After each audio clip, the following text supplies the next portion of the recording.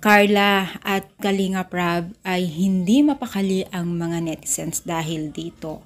So, syempre guys, bago natin ipagpatuloy ang ating aksa for today's video, kung bago ka pa lang sa aking channel, please subscribe po, like, and pakit na rin po natin guys ang notification bell upang ma-update po tayo tuwing ako po nag-upload sa mga viral and trending video.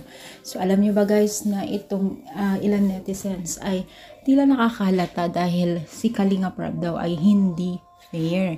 So, kung mapapansin or kung malala po natin yung mga ilan patakaran po ng Team Kalingap, di ba? Ay gusto nila pag once na i-surrender na ang pabahay sa kanila o ang bahay na ibibigay sa kanila ay bibitawan na. At kung lalo na kung mayroon ng YouTube channel, no? So, ilan netizens ang nakapansin dito, no? Nasabi niya, Kalinga Prab, bitawan mo na itong si Carla, may YouTube channel na yan. Bakit yung iba ang channel binatawan?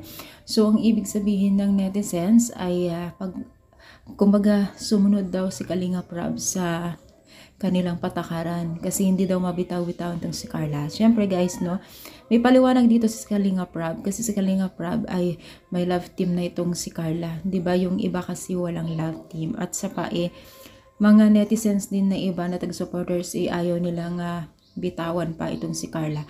Kumbaga minsan sumusunod din sila Kalinga Prab ng patakaran at minsan hindi kasi nakadepende po yan sa mga taga-supporters nila kasi alam naman natin na ang taga-supporters ay napakalaking ambag po sa Team Kalingap, di ba?